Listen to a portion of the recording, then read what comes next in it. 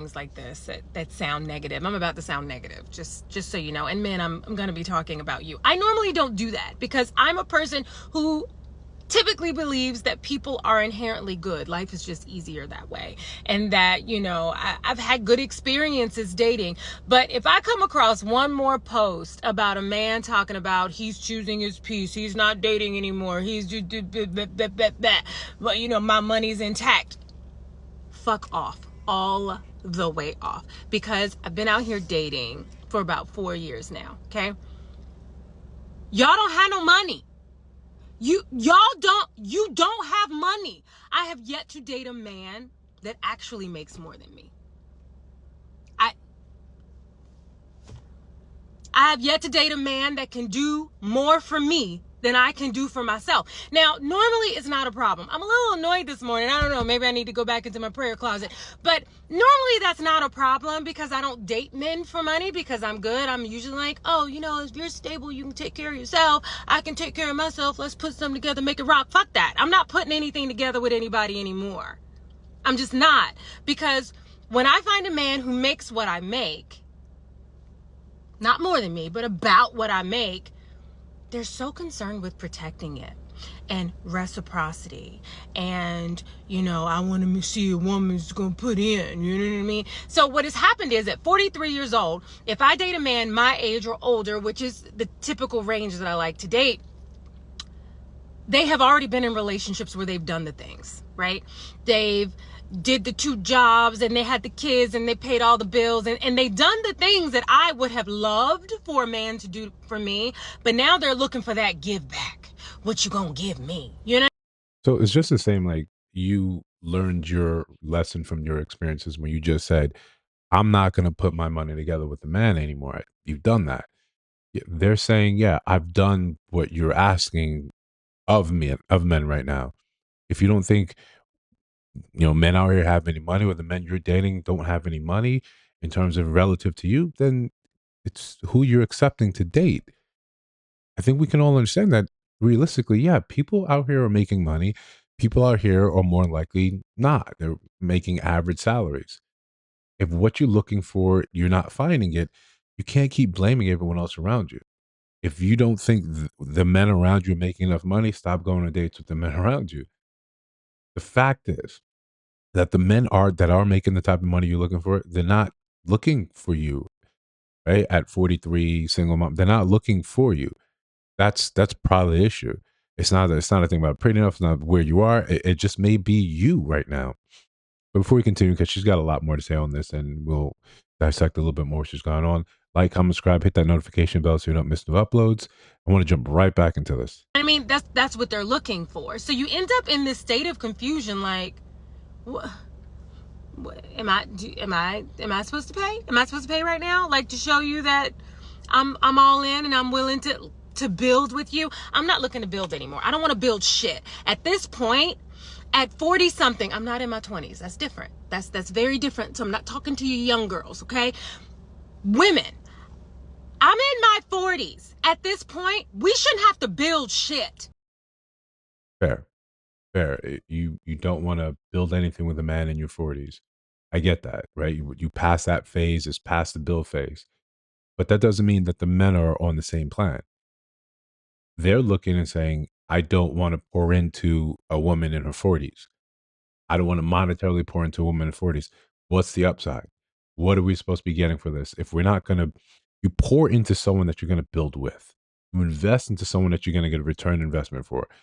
The fact that now that you're older, you want what you wanted from men in your 20s.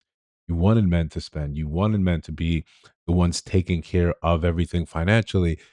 You just have to give those men a reason for it. And the reason for it has to be what the men are looking for, not what you believe they should want, what you believe they should care for. It's what they're saying it's important to them. This is the cognitive disconnect that we often see in dating. You want men to value what you value. And and time again, video after video, podcast after podcast, men are telling you that's not what it is.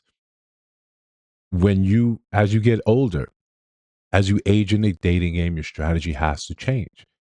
what was cool and kosher for you in your 20s doesn't really make any sense as you get older towards your 40s. For women, you try to think that it's the same thing, and it's just not. The men have changed, you have changed, your experience have changed. What you come and offer now to the sexual data market is changed. And they're saying that you don't really value what you think you are right now. Again, this is not something that talks about your intrinsic value as a human. This is just saying, for us, in terms of dating sense, what you're bringing right now, we don't really care about. You should have built something already. I have what I have built. Maybe we can come together and maybe start a little something together. But at this point, foundations should be poured, right? You should already have some structure. $150,000, man, it's not a lot of money. Stop trying to protect it. You make $150 a year, so the fuck what? That's a lot of money. Stop it. Realistically, right now, when we're all paying attention to what's happening in this economy, relative to what the average data is, what the average says, that's a lot of money. And we should not be going online, on social media, trying to shame people saying that's not a lot of money. It may be not a lot of money because you want someone to pour more into you than you can do for yourself. Why would anyone do that? At 43, why would anyone do that? That's the question. For a man who if he makes double that, triple that, why would he pour more into you than himself, or more into you than you can do for yourself? What's the upside for him? It's just a value proposition. You have to give him something that makes sense. You have to. Otherwise, you're out here trying to shame people that saying $150,000 is not a lot of money.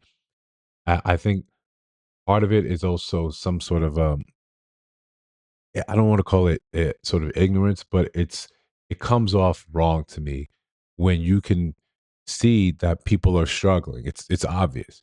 The economy is tough on everyone under that, but to come out and say like, no, that's not a lot of money. I I'd be the first one to tell you, no, it is. When we know the data, right? Most of us are not making six figures, and most of us not touching, you know, $150,000. So those that have managed to do it, never let someone shame you, make you feel like that's not something for you to protect. We know what the data says. On average, we're making $50,000, $55,000 in the Black community. Someone making $100,000 over that is not something to sneeze at. It's not a lot of money. It's a stable income. It's a livable wage.